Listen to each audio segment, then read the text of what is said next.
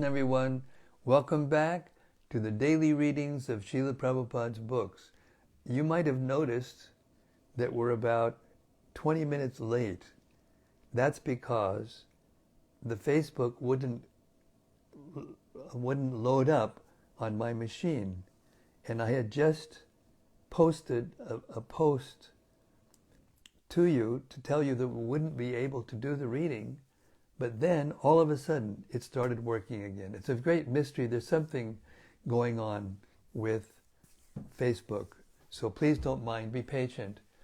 Srila Bhakti-siddhanta Saraswati Thakur wrote this, or spoke this very beautiful poetic glorification of the Sri Caitanya-caritämrta. He said, in due course, Mahāpralaya, devastating floods, will inundate the entire universe. If you attempt to survive by swimming in that deluge, then do not neglect to take hold of Bhagavad Gita, Srimad Bhagavatam, and Sri Caitanya-caritämrta. Or if you cannot hold all three, then release Bhagavad Gita. If necessary, you may also relinquish Srimad Bhagavatam, but under no circumstances release your hold on Sri Caitanya-caritämrta. For if this one book remains, then the flood can do no actual damage, because after the flood has subsided, the message of Shastra can be revived from Sri Caitanya-caritämrta alone, it being the essence of all Shastra. Jaya Jaya Sri Chaitanya Jaya Nityananda Jaya Dvaita Chandra Jaya Gaura Bhakta Vrinda Jaya Jaya Sri Chaitanya Jaya Nityananda Jaya Dvaita Chandra Jaya Gaura Bhakta Vrinda Jaya Jaya Sri Chaitanya Jaya Nityananda Jaya Dvaita Chandra Jaya Gaura Bhakta Vrinda. All right. Hare Krishna, dear devotees. Here we are from the live studios once again. And I don't know if the microphone is working or not. Let's see. Our techie is going to check. It's all good. It's all good. Okay, so they must have done some kind of update or something, because we read on the internet that many people have been having problems with their microphones on the Facebook app. So now we're on the 17th chapter. I hope some of you are out there. Please forgive me for being so late. We've reached the 17th chapter of the Antya-līlā, the bodily transformations of Lord Sri Chaitanya Mahāprabhu. Srila Bhaktivinoda Thakur gives the following summary of the 17th chapter in his Amrita Pravaha Bhashya. So the mic's working now? Oh, I'm yelling. Absorbed in transcendental ecstasy, Sri Chaitanya Mahaprabhu went out one night without opening the doors to his room. After crossing over 3 walls, he fell down among some cows belonging to the district of Tailanga. There he remained, unconscious, assuming the aspect of a tortoise. Text 1. I am simply trying to write about Lord Gaurachandra's transcendental activities and spiritual madness, which are very wonderful and uncommon. I dare to write of them only because I have heard from the mouths of those who have personally seen the Lord's activities. All glories to Sri Chaitanya Mahaprabhu, all glories to Lord Nityananda, all glories to Advaita Chandra, and all glories to all the devotees of the Lord. Text 3. Absorbed in ecstasy, Sri Chaitanya Mahaprabhu acted and talked like a madman, day and night.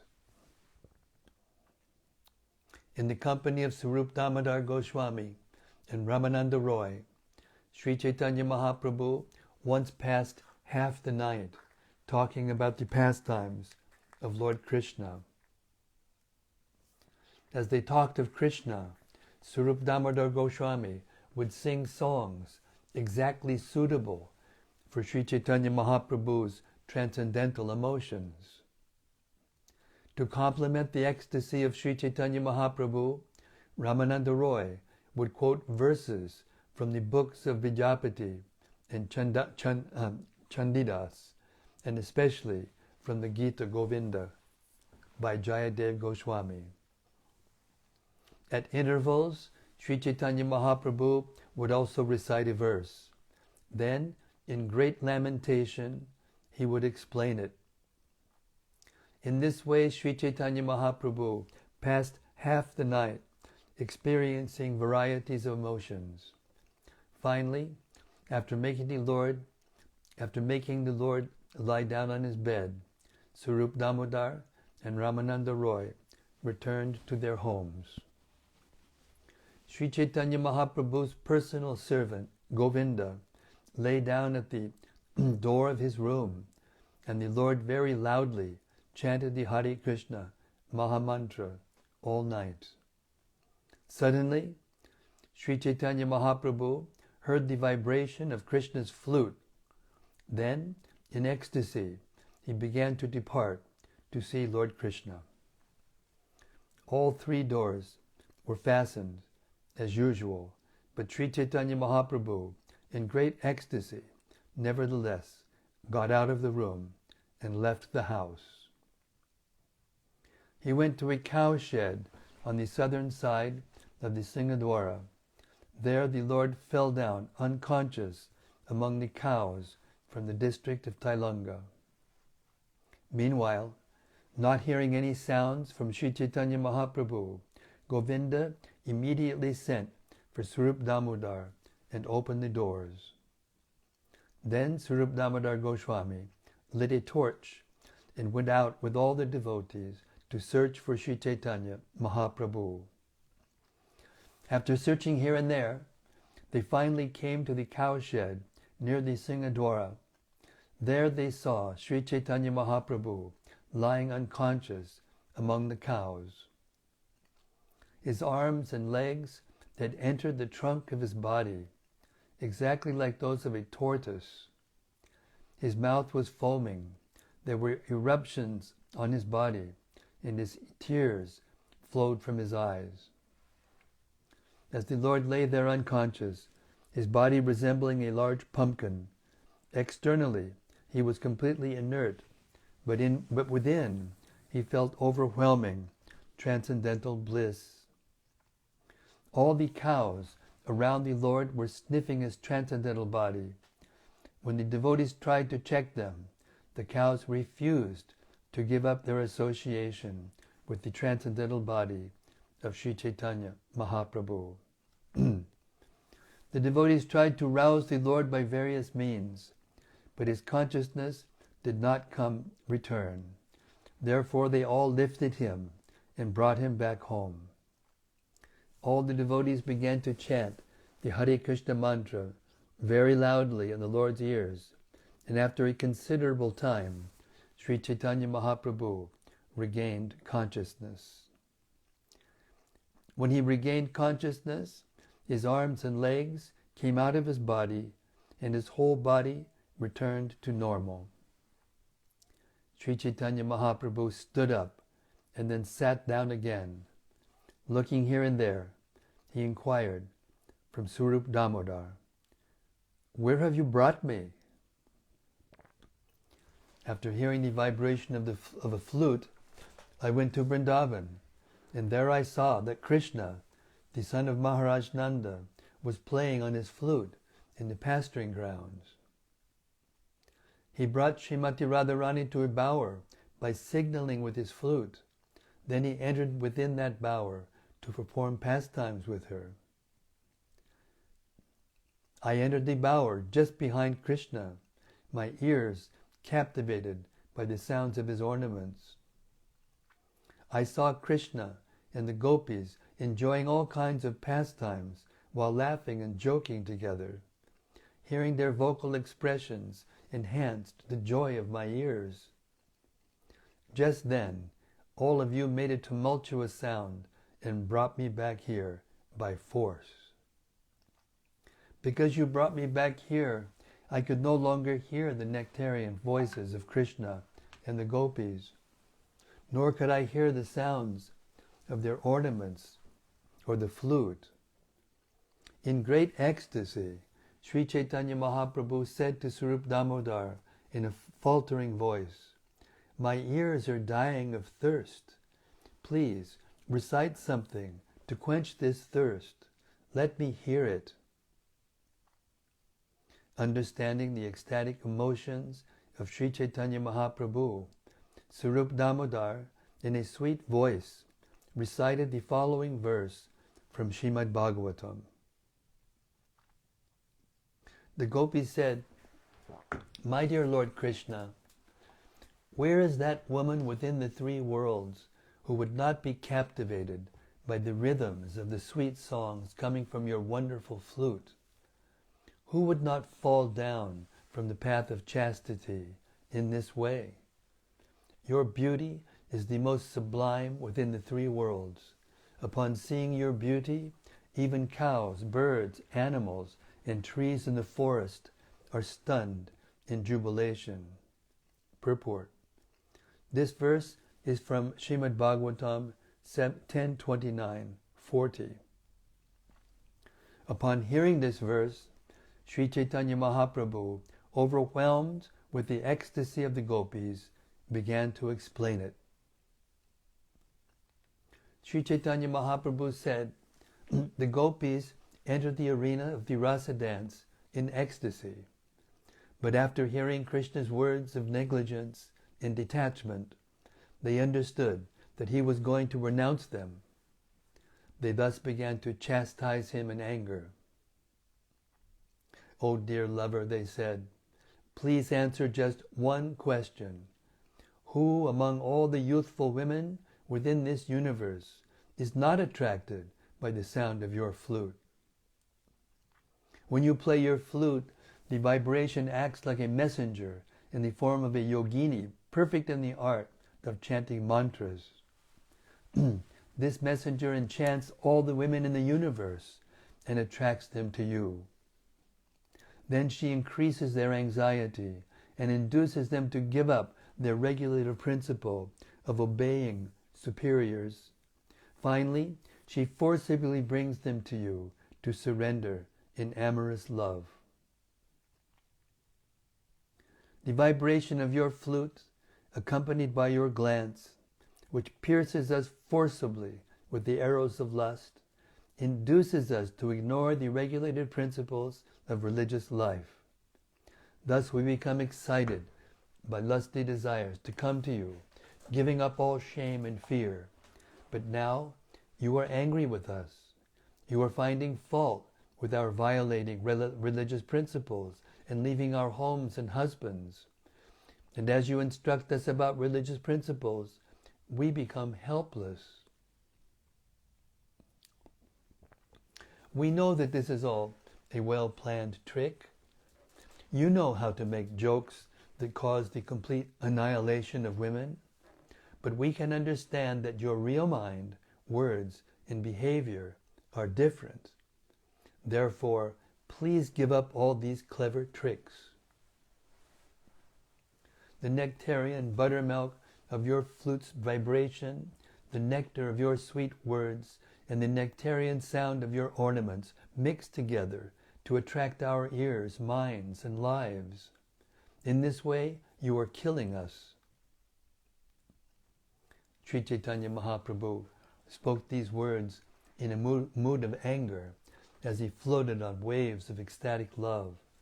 Merged in an ocean of anxiety, he recited a verse spoken by Srimati Radharani, expressing the same emotion. Then he personally explained the verse and thus tasted the sweetness of Krishna.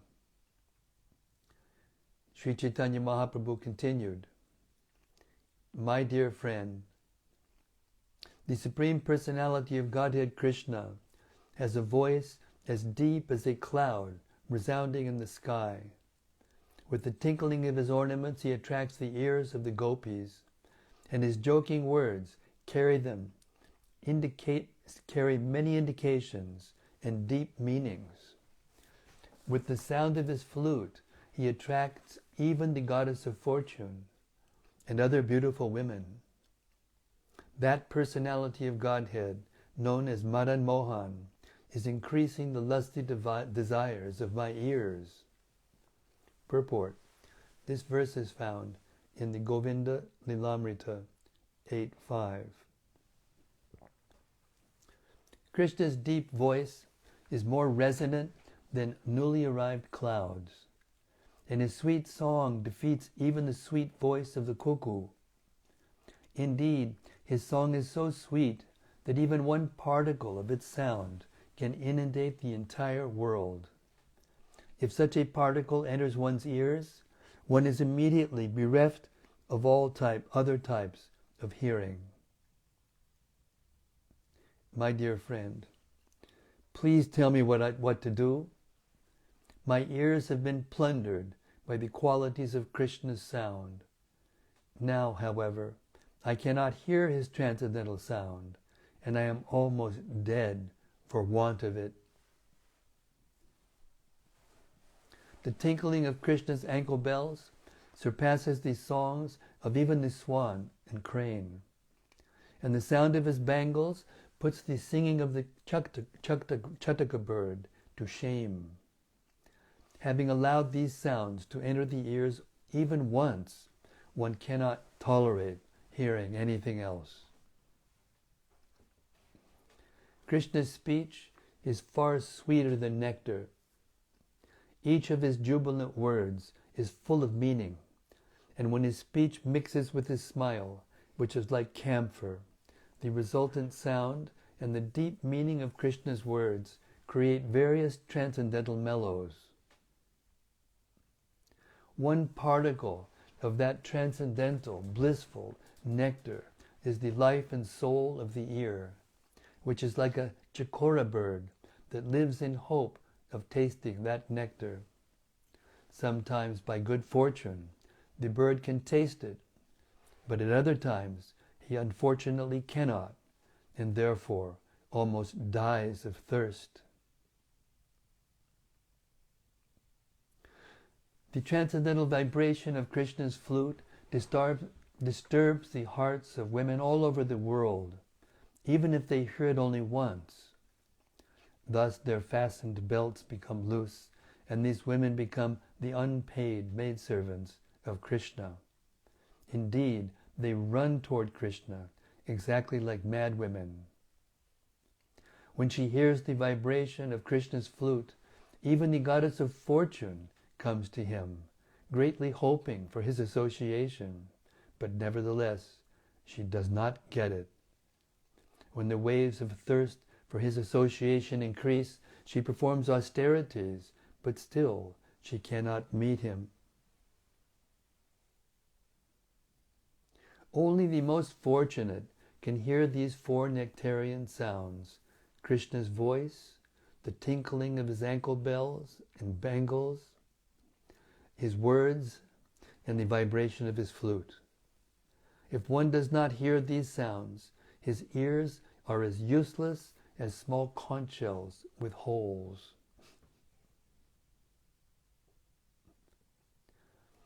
While Sri Chaitanya Mahaprabhu lamented in this way, agitation and ecstasy awoke in his mind, and he became very restless. Many transcendental ecstasies combined in him, including anxiety, lamentation, attention, eagerness, fear, determination, and remembrance. The aggregate of all these ecstasies once awoke a statement by Srimati Radharani in the mind of Bilba Mangal Thakur, Leela Shuka. In the same ecstatic mood, Sri Chaitanya Mahaprabhu now recited that verse, and on the strength of madness he described its meaning which is unknown to people in general. Sri Chaitanya Mahaprabhu said, "Alas, what shall I do? To whom shall I speak? Let whatever I have done in hopes of meeting Krishna be finished now. Please say something auspicious, but do not speak about Krishna. Alas, Krishna is lying within my heart like Cupid. Therefore, how can I possibly give up talking of him? I cannot forget Krishna, whose smile is sweeter than sweetness itself, and who gives pleasure to my mind and eyes. Alas, my great thirst for Krishna is increasing moment by moment." Purport. This statement by Srimati Radharani is quoted from the Caitanya-caritämrta 42. The anxiety caused by separation from Krishna has made me impatient, and I can think of no way to meet him. O my friends, you are also deranged by lamentation. Who therefore will tell me how to find him? O my dear friends, how shall I find Krishna? What shall I do? Where shall I go? Where can I meet him? Because I cannot find Krishna, my life is leaving me. Suddenly, Sri Chaitanya Mahaprabhu became calm and considered his state of mind. He remembered the words of Pingala, and this aroused an ecstasy that moved him to speak. Thus he explained the meaning of the verse. Purport. Pingala was a prostitute who said to hope against hope produces only misery. Utter hopelessness is the greatest happiness. Remembering this statement, Sri Chaitanya Mahaprabhu became ecstatic. The story of Pingala is found in Srimad Bhagavatam, 11th canto, 8th chapter, verses 22 through 44, as well as in the Mahabharata, Shanti Parva, chapter 174, text 55.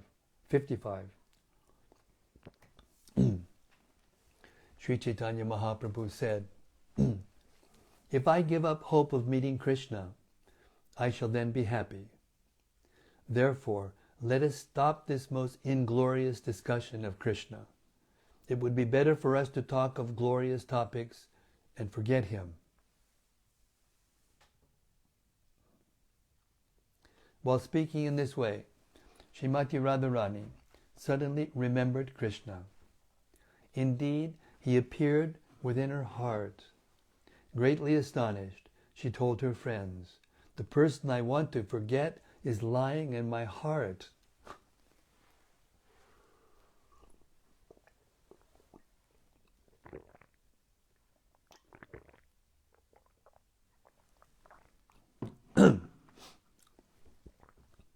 Srimati Radharani's ecstasy also made her think of Krishna as Cupid, and this understanding frightened her. She said, "This Cupid, who has conquered the whole world and entered my heart, is my greatest enemy, for he does not allow me to forget him." Then great eagerness conquered all the other soldiers of ecstasy, and an uncontrollable desire arose in the kingdom of Srimati Radharani's mind. Greatly unhappy, she then chastised her own mind. "If I do not think of Krishna, my impoverished mind will die within a moment like a fish out of water. But when I see Krishna's sweetly smiling face, my mind and eyes are so pleased that my desire for him redoubles. Alas, where is Krishna, the treasure of my life? Where is the lotus-eyed one? Alas, where is the divine ocean of all transcendental qualities? Alas, where is the beautiful blackish youth dressed in yellow garments? Alas, where is the hero of the rasa dance?" Where shall I go? Where can I find you? Please tell me. I shall go there. Speaking in this way, Sri Caitanya Mahaprabhu began running. But Swarup Damodar Goswami stood up, caught him, and took him on his lap. Then Swarup Damodar brought him back to his place and made him sit down.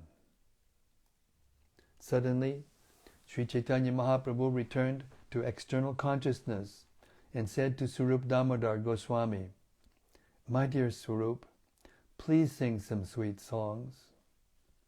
The Lord's ears were satisfied when they heard Sri Swarup Damodar sing songs from the Gita Govinda and those by the poet Vidyapati. Each day and night, Sri Caitanya Mahaprabhu would become deranged in this way and talk like a madman. Even an Antadev, who possesses thousands of mouths, cannot fully describe the ecstatic transformations that Sri Caitanya Mahaprabhu experienced in a single day. What can a poor creature like me describe of those transformations? I can give only a hint of them, as if showing the moon through the branches of a tree. This description, however, will satisfy the mind and ears of anyone who hears it, and he will be able to understand these uncommon activities of deep, ecstatic love for Krishna. Ecstatic love for Krishna is wonderfully deep. By personally tasting the glorious sweetness of that love, Sri Caitanya Mahaprabhu showed us its extreme limit.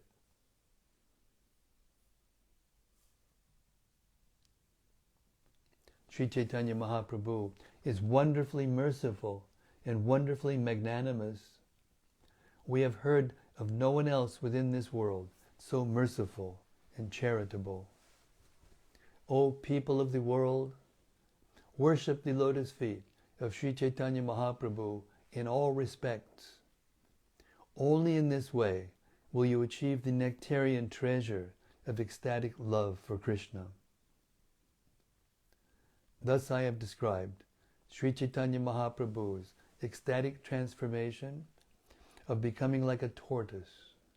In that way, in that ecstasy, he talked and acted like a madman. Only Raghunath Das Goswami has fully described this pastime in his book, Gauranga Stava Kalpavriksha, text 72.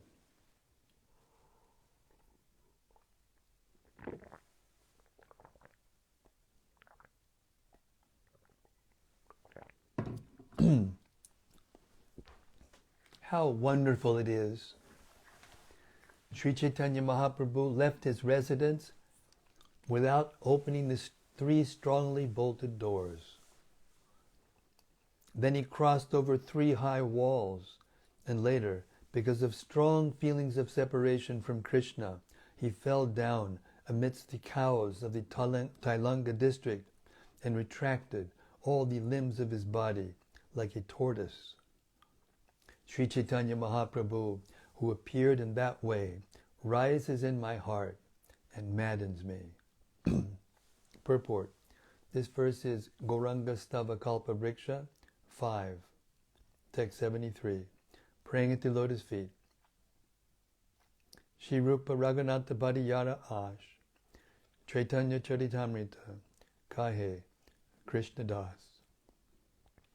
Praying at the lotus feet of Sri Rupa and Sri Raghunath, always desiring their mercy, I, Krishna Das, narrate Sri Caitanya-caritämrta, following in their footsteps.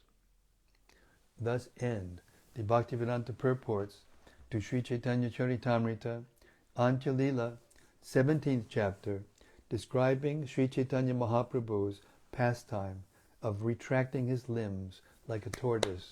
Sri Caitanya Mahaprabhu's transcendental, ecstatic love, ki jai.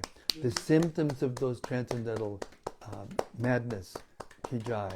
All glories to Swarup Damodar, and Ramananda Roy, who pacified the mind's heart by chanting verses and singing songs that exactly matched the moods of Sri Chaitanya Mahaprabhu. Hare Krishna.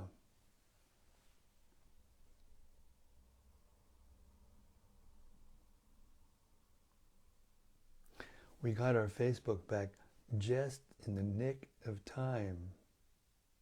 And it seems like now it's all working perfectly well. Hare Krishna. So we'll stop here. It's almost 8:10.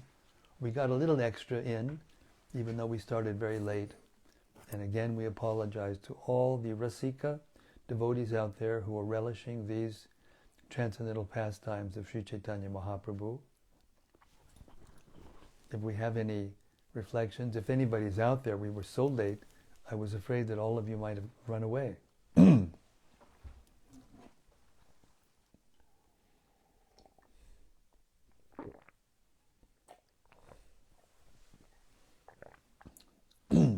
We have somebody? There's one comment from Bhakti Noel.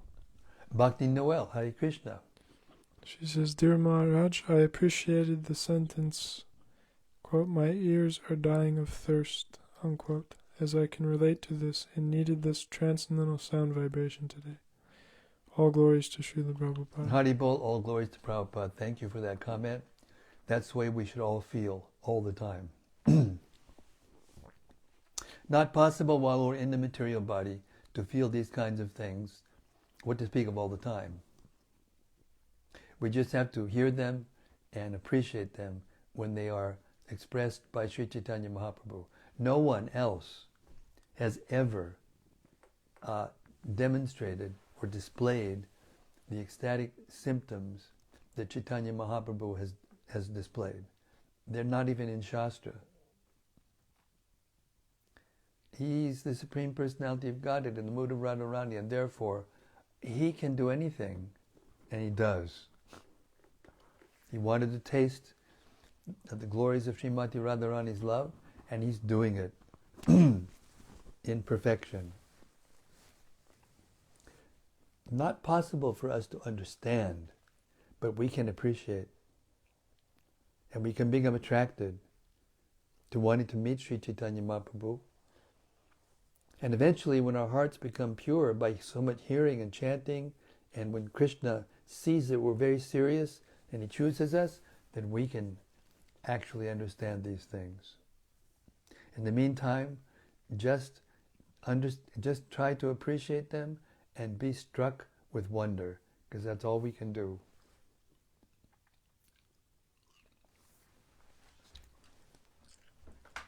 All you can do is all you can do, and all you can do is enough.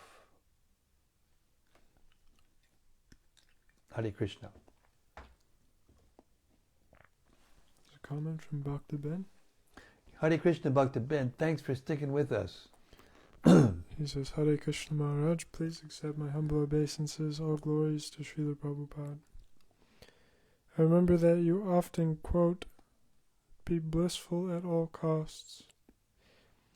This desperate pursuit of bliss can often cause one to feel anxious and frustrated naturally in a minuscule way when compared to these verses. Nonetheless, it seems that the path bhakti results in bhakti. In other words, the means is the goal. Hopefully I'm not misinterpreting your servant Bhakta Ben. That's exactly right. But the context of that was that Vaisheshika Prabhu once asked Radhanath Maharaj what was the secret of his success. And Radhanath Maharaj said, stay blissful at all costs. What it means is that he doesn't get involved in things that will bring him down. And that way he can help uplift people. If we get distracted by material anxiety, then we can't help people. But if we stay blissful in Krishna consciousness, and that's what he means by stay blissful at all costs, to stay in Krishna consciousness at all costs. I mean, we can apply this. It's a poetic description, but we can apply it like this. Whenever you're in anxiety, and Srila Prabhupada told us directly this, whenever you're in any anxiety, just sit down wherever you are, pull out one of his books, open it up from any place, and just start to read. And very soon, your anxiety will go away. Why do we say that? It's not mechanical. Because it means if one comes to the point of taking shelter of Krishna as the last refuge, then Krishna appreciates it.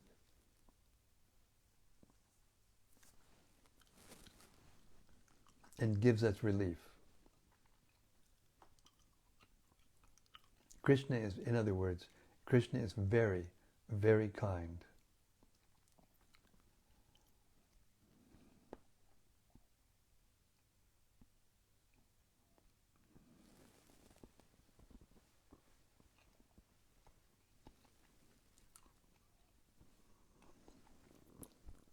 Shantarupa Devi Dasi.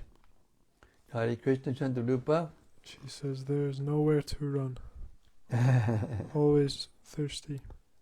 Yes, correct.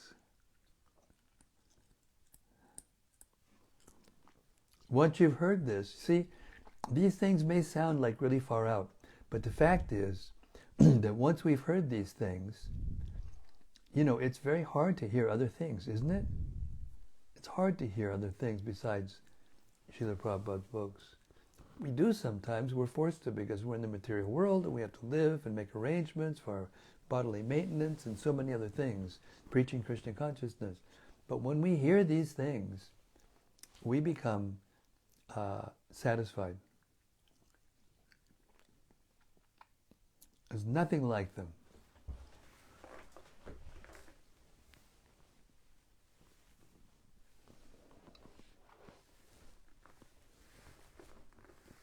Hare Krishna. What else? From Shukla Dasi. Shukla Dasi. Hare Krishna. She says, thank you, Maharaj, for the nectar. Hare Krishna. You're welcome. I'm just a peon trying to, deliver the mail. There's a comment here from Dayal Nitai. Haribol Dayal Nitai. Hare Krishna. He says, dear Srila Guru Maharaj, please accept my obeisance. Hare Krishna. I would have a reflection related to text 48, as it is sometimes said that Lord Krishna's flute descends as the kartals in kirtan, and his flute as the mridanga, the shastra as his words. Fortunate souls still have vivid connection with the sound of these while here. Very good. Thank you. From Gopakanya Devi Dasi. She says, to stay in daily readings of Srila Prabhupada's books by you, Maharaj, and stay blissful. I mean, be in your transcendental readings. Well, thanks.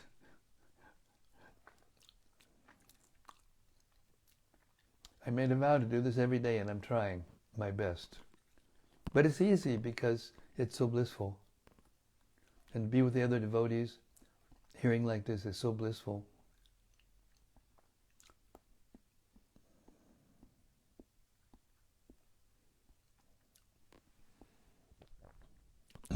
Bhakti Noel says, thank you for sharing. This is very nice. Hare Krishna. Oh, that was a comment actually to Dayal Nitai. Oh.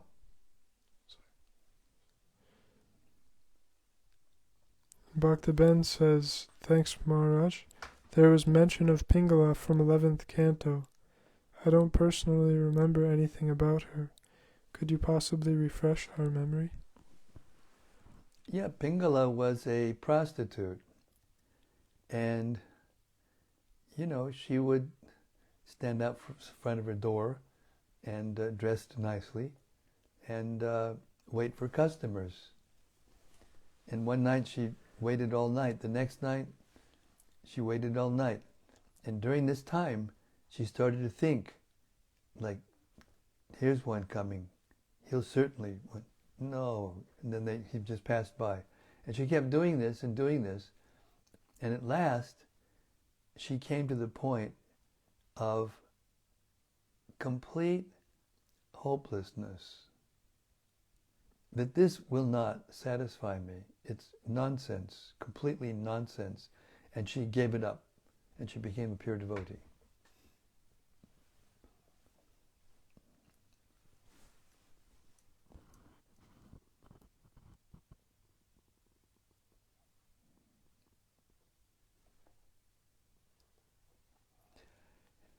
Thank you so much, everyone. Hopefully, it looks like the